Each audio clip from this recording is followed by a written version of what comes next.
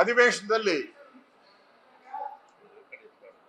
ಮಹಿಳಾ ಮತ್ತು ಮಕ್ಕಳ ಕಲ್ಯಾಣ ಸಚಿವರಾದಂತ ಶ್ರೀಮತಿ ಲಕ್ಷ್ಮೀ ಹೆಬ್ಬಾಳ್ಕರ್ ಅವರು ಸದನಕ್ಕೆ 2 ತಿಂಗಳು ಅಂದ್ರೆ ಸುಮಾರು 5,000 ಕೋಟಿ ಫೆಬ್ರವರಿ ಮಾರ್ಚ್ ಅಲ್ಲಿ 5,000 ಕೋಟಿ ಹಣವನ್ನ ಕೊಡದೆ ಯಾರು ತಾಯಂದಿರಿದ್ದಾರೆ ಕರ್ನಾಟಕದಲ್ಲಿರುವಂತ 1,26,00,000 ತಾಯಂದಿರಿಗೆ ಮೋಸ ಮಾಡಿದ್ದಾರೆ ಗೃಹಲಕ್ಷ್ಮಿ ಹಣ ಬರದೆ.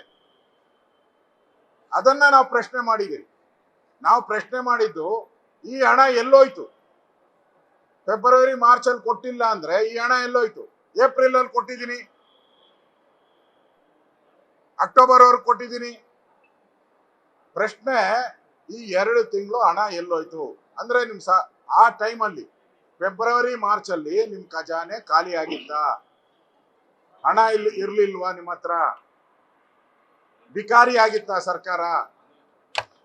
ಯಾಕೆ ಮಹಿಳೆಯರಿಗೆ ಮೋಸ ಮಾಡ್ತೀರಾ? ಮಹಿಳೆಯರಿಗೆ ಯಾಕೆ ಮೋಸ ಮಾಡ್ತೀರಾ? ಪಾಪ 2,000 ಬರುತ್ತೆ ಅಂತ ಕಾದ್ಕೊಂಡಿರ್ತಾರೆ ತಿಂಗಳೆಲ್ಲ. 2,000 ಬರುತ್ತೆ, ನಾವೇನಾನ ಅದನ್ನ ರೇಷನ್ ತಗೊಬೇಕು, ಅಕ್ಕಿ ತಗೊಬೇಕು, ಕಾಯ್ತಾ ಇರ್ತಾರೆ. ಅವರ ಕನಸುಗಳಿಗೆಲ್ಲ 2 ತಿಂಗಳು ಕಲ್ಲು ಹಾಕ್ಬಿಟ್ರಿ, ಮೋಸ ಮಾಡಿದ್ರಿ, ದ್ರೋಹ ಮಾಡಿದ್ರಿ. ನಾವು ಕೇಳ್ತಾ ಇರೋದು ಮಹಿಳಾ ಮತ್ತು ಮಕ್ಕಳ ಸಚಿವರೇನು ಮಹಿಳೆ ಆಗಿದ್ದಾರೆ ಅಂತಲ್ಲ, ನೀವ್ ಯಾಕೆ ಮಹಿಳೆಯರಿಗೆ ಮೋಸ ಮಾಡಿದ್ರಿ? ಮಹಿಳೆಯರಿಗೆ ಯಾಕೆ ದ್ರೋಹ ಮಾಡಿದ್ರಿ ಅನ್ನೋ ಪ್ರಶ್ನೆಯನ್ನ ಕೇಳಿದಿರಿ.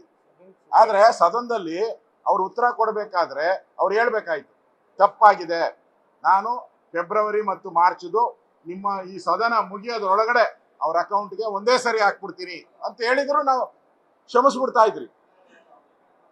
ನಾವು ಹಣ ಹಾಕ್ಬಿಡ್ತೀನಿ ಅಂತ ಹೇಳಿದ್ರು ನಾವು ಅದನ್ನ ಅವ್ರ ಕ್ಷಮಾಪಣೆ ಕೇಳಿದ್ರು ಪರವಾಗಿಲ್ಲ, ಆಮೇಲೆ ನೋಡೋಣ. ಹಣನೂ ಹಾಕಿಲ್ಲ, ಕ್ಷಮೆನೂ ಕೇಳಿಲ್ಲ. ಅಧಿಕಾರಿಗಳು ತಪ್ಪುಗಳನ್ನ ಬರ್ಕೊಟ್ರೆ ಅದನ್ನೇ ತಂದು ಓದ್ತಿರಲ್ಲ. ಯಾಕೆ? ನಿಮ್ಮ ಹೊಡೆದಾಟ ಜಗಳ ಮುಖ್ಯಮಂತ್ರಿಗಳು ಇಳಿಸೋದು ಏರ್ಸೋದು, ಈ ಜಗಳದಲ್ಲಿ ಸದನ ಯಾಕೆ ನಡೆಸ್ತೀರಾ? ಸದನ ನಡೆಸೋ ಅಂತ ಅವಶ್ಯಕತೆ ಏನಿತ್ತು? ಇಡೀ ಸರ್ಕಾರ ಒಟ್ಟಾಗಿ ಬಂದು ಇಲ್ಲಿ ಸದನದಲ್ಲಿ ಕೂತ್ಕೊಬೇಕಾಯ್ತು. ಇಲ್ಲಿ ಈ ಸದನದಲ್ಲಿ ಬಂದಿರುವಂತ ಮಂತ್ರಿಗಳು ಯಾರ ಒಟ್ಟಾಗಿ ಯಾರು ಕೂತಿಲ್ಲ, ಎಲ್ಲ ಡಿವೈಡೆಡ್ ಆಗಿದ್ದಾರೆ. ಗ್ರೂಪ್ ಒಳಗಡೆನೂ ಗ್ರೂಪ್. ಡಿ.ಕೆ. ಶಿವಕುಮಾರ್ ಬರ್ತಾರೆ, ಅವ್ರಿಗೆ ಒಂದಷ್ಟು ಜನ MLA ಗಳ ಹತ್ರ ಮಾತಾಡ್ತಾರೆ. ಸಿದ್ದರಾಮಯ್ಯ ಕರೆಸ್ತಾರೆ ಒಂದು MLA. ಇಲ್ಲಿ ಲಾಂಚಕ್ಕೆ ಬಂದ್ರೆ ಡಿ.ಕೆ. ಗ್ಯಾಂಗ್ ಒಂದ್ ಕಡೆ, ಅವ್ರ ಗ್ಯಾಂಗ್. ಏನ್ ಸದನನ ಇದು? 7 ಕೋಟಿ ಜನ ಕಾಯ್ತಾ ಇರ್ತಾರೆ ಸದನದಲ್ಲಿ ಏನಾದ್ರೂ ಒಳ್ಳೇದಾಗಿ ನಮ್ಗೆ ಒಳ್ಳೇದಾಗ್ತತೆ, ರೈತರಿಗೆ ಬಡವರಿಗೆ ಒಳ್ಳೇದಾಗ್ತದೆ ಕಾಯ್ತಾ ಇರ್ತಾರೆ. ಆ ಭಾಗ್ಯ ಲಕ್ಷ್ಮಿ ಹಣ ಅಲ್ವಾ, ಗೃಹಲಕ್ಷ್ಮಿ ಹಣ ಬರ್ತೈತೆ ನಮ್ಮ ಅಕೌಂಟ್ಗೆ.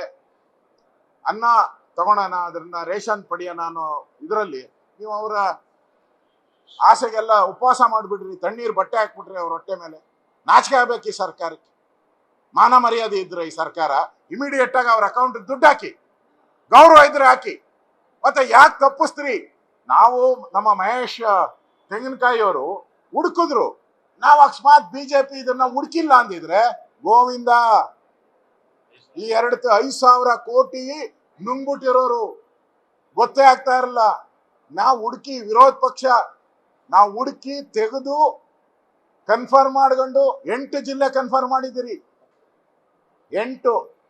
ಈಗ ಮತ್ತೆ 2 ಜಿಲ್ಲೆ ತಗೊಂಡಿದ್ರಿ. ಈಗ 10 ಜಿಲ್ಲೆ ಬಂದಿದೆ. 10 ಜಿಲ್ಲೆಲ್ಲೂ ಕೊಟ್ಟಿಲ್ಲ.